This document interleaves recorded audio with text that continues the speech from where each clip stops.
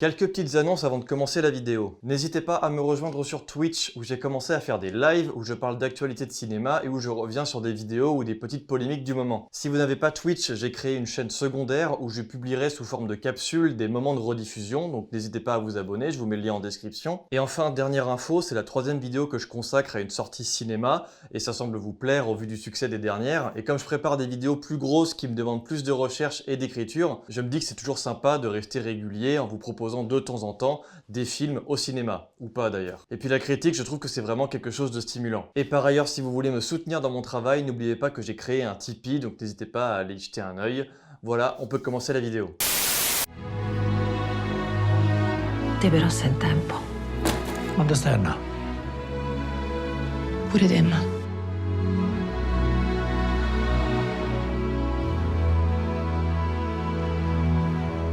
L'épidémie du Covid-19 a fait beaucoup de mal au cinéma, on le sait, mais il a été particulièrement marquant en Italie. Car le virus fut beaucoup plus violent, donc les répercussions sanitaires durèrent plus longtemps. L'Italie est un pays disposant d'un cinéma très riche depuis des années, mais qui s'est vu se faire un peu détruire par l'arrivée des mastodontes américains et par un système de financement très laborieux pour produire des films. Et le virus a absolument accentué tout ça. Le résultat est que le cinéma italien peine à se faire exporter et souffre très souvent de longs métrages peu distribués ou bien assez médiocres. En 2022, on enregistrait 47 millions d'entrées dans le pays pour 59 millions d'habitants. Alors, si le chiffre augmente beaucoup par rapport à 2021, il diminue de 50% en revanche sur la moyenne 2017-2019. À titre de comparaison, la France a enregistré 152 millions d'entrées en 2022, l'Espagne 59 et l'Allemagne 78. L'Italie, c'est aussi un parc cinématographique qui est assez peu diversifié et qui voit souvent pas mal de ses complexes se faire remplacer à cause d'un manque cruel de public qui se lassent d'aller au cinéma là-bas. Au vu de la place du pays dans l'histoire du cinéma, c'est assez triste. Mais le 18 octobre 2023, un film sort et c'est le carton national. Il reste encore demain, réalisé par Paola Cortellesi,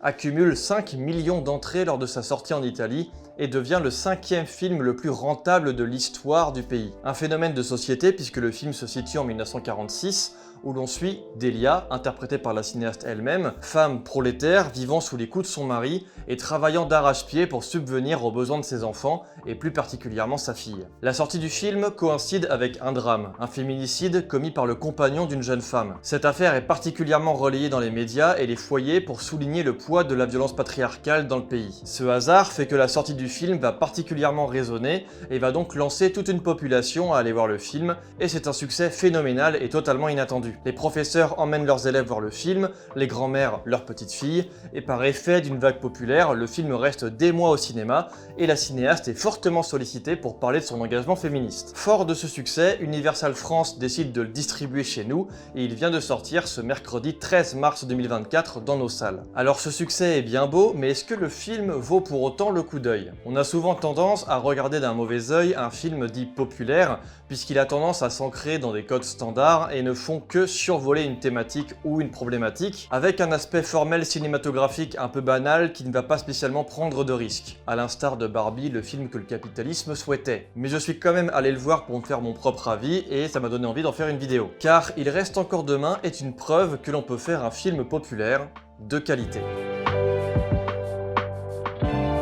La première chose qui est intrigante dans le film, avant toute chose, c'est qu'il utilise un procédé qui a souvent tendance à rendre réticent le spectateur occasionnel, à savoir le noir et blanc. Alors ça paraît bête, mais ce choix esthétique n'est pas ce qu'il y a de plus attrayant pour un spectateur, n'ayant pas forcément pour habitude d'aller au cinéma et de s'y intéresser en profondeur. Ce n'est pas forcément volontaire, mais disons que l'habitude à la couleur amène le noir et blanc vers un automatisme qui rappelle les films plus vieux, et beaucoup ne sont pas vraiment familiers avec ça. Ou alors ils prennent ça un peu pour de la masturbation intellectuelle pour rester poli. Donc c'est déjà un parti pris intéressant. Le choix du noir et blanc, ainsi que son format 4/3, peut paraître un peu lourdingue car il fait référence de façon assez claire à l'époque du néo-réalisme italien dans les années 40 et 50. Un mouvement cinématographique au cinéma riche et florissant qui mettait en avant les conditions sociales d'une grande partie du peuple italien dans des quartiers pauvres ou délaissés. Mais l'intro du film est intéressante à ce niveau-là. En le commençant par un plan fixe donnant sur le lit du couple qui ne bouge pas, on entre dans une ambiance austère qui laisse à penser que le film va aussi s'ancrer dans un univers très miséreux pour représenter les violences conjugales. Mais cette austérité se clôt à l'arrivée de la première baffe du mari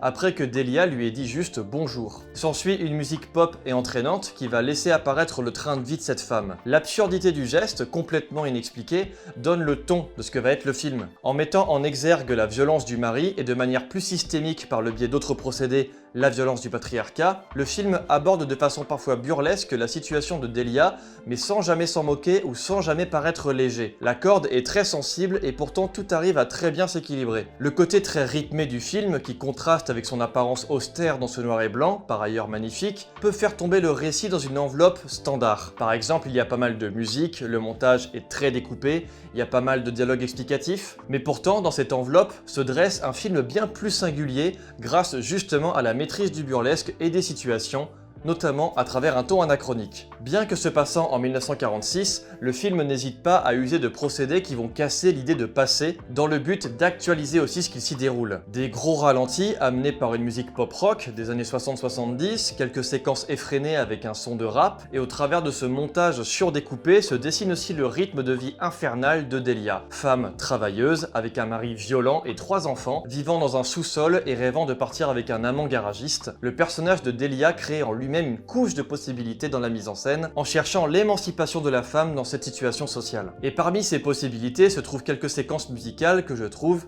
assez brillantes. Là où la musique a tendance à édulcorer ou à servir pour rêver d'un monde meilleur, Paola Cortellesi reprend le tragique de la musique, comme pouvait le faire par exemple Jacques Demy, mais en y ajoutant non pas des acteurs et actrices qui chantent, mais une voix off musicale qui dynamise une chorégraphie. Et il y a une scène de violence conjugale qui est filmée comme une chorégraphie dansante. Mais elle n'est jamais sublimée par les corps. Elle représente un pan d'une violence cachée, sourde, par le biais de ces coups qui n'ont pas de bruitage, ces marques sur la peau qui apparaissent aussi vite qu'elles disparaissent, par le biais de ces femmes dans la cour du quartier qui savent ce qui se passe dans la maison mais n'interviennent pas, de même pour les enfants. Et la rupture est là, dans la douceur de la voix, de la musique et des corps qui s'ajustent au rythme musical, qui illustre une violence systématique au sein du couple, mais aussi systémique. C'est toute la beauté formelle d'Il reste encore demain. Derrière ces codes standards scénaristiques, il y a un film qui ose des choses, qui s'amuse avec des ruptures et n'hésite pas à user de la simplicité ou du burlesque pour dessiner un portrait social de femmes soumises à leur mari. En fait, tout est un peu dessiné et mis en scène comme un conte,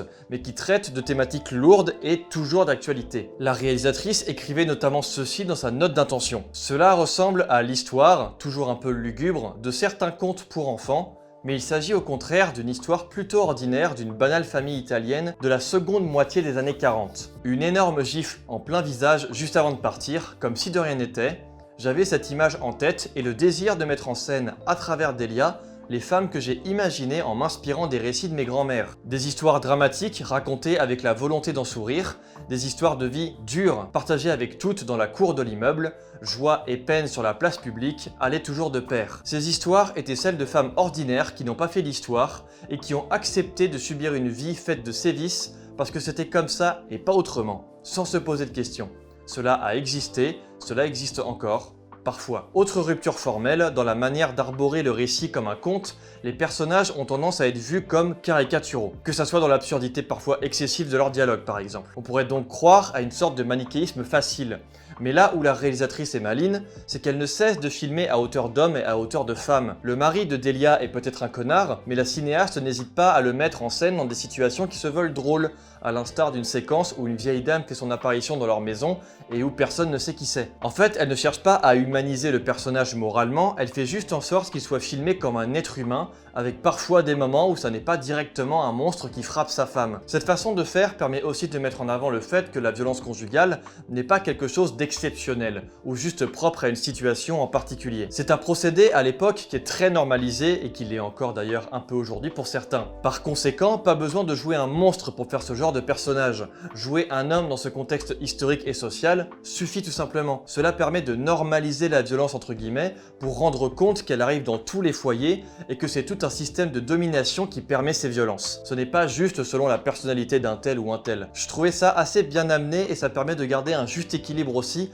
dans la manière de mettre en scène la situation de cette famille et d'y croire malgré l'excessivité parfois burlesque de certaines séquences. Et là où le film brille pas mal, c'est aussi dans sa faculté à ne pas être prévisible. Par le biais d'un outil scénaristique très classique, le MacGuffin, qui consiste à garder secret très longtemps, voire pour toujours, le contenu d'un objet que seul le personnage principal connaît, en l'occurrence ici une lettre que reçoit Delia très tôt dans le film, Il reste encore demain va justement jouer avec ces codes un peu fantaisistes et romanesques pour nous amener en permanence sur de fausses pistes. Sans vous révéler la fin, elle met en avant ce qui est le sujet central du film. Mais ce sujet central n'est évoqué que par le biais de quelques petits dialogues parsemés dans 2 heures de film. Par conséquent, on ne sait jamais quelle sera la décision finale de Delia, mais cette décision n'a rien de romanesque, elle n'a rien d'épique. Elle s'ancre tout simplement dans un événement politique et social, filmé de façon très anecdotique, mais qui marqua une révolution pour l'émancipation de la femme à l'époque. Et le fait de faire oublier aux spectateurs cette situation pour davantage s'occuper de ce qui entoure personnellement Delia, c'est très malin. Très malin car ça tisse les relations qu'elle a entre les autres femmes, car ça montre que ce qu'elle vit n'est pas propre à elle, n'est pas propre à sa personne. C'est justement tout un système qui fait taire les femmes, qui autorise les hommes à les empêcher de parler, à les faire taire et à les soumettre à eux. Cette illustration du patriarcat systémique s'ancre aussi dans les générations futures par le biais du fiancé de la fille de Delia, apparaissant comme un homme modèle d'un grand romantisme et au magnifique sourire aux belles dents blanches. Il a très vite un comportement d'agresseur où il interdit à sa future épouse de se maquiller au travail. Pareil aussi pour les classes sociales.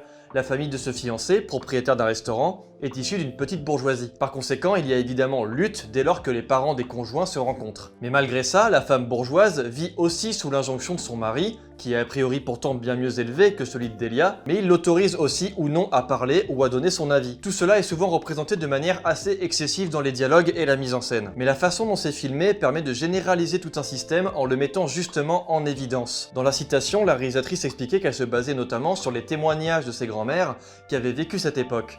Une époque où tout cela était normal et qu'il ne fallait pas penser autrement. Cette manière de caricaturer un peu tous ces personnages font d'Il reste encore demain une tragicomédie qui adopte une allure de conte lugubre, mais sans jamais oublier que ce sont des êtres humains qu'elle filme. D'où le fait aussi qu'il y a beaucoup de nuances dans les personnages.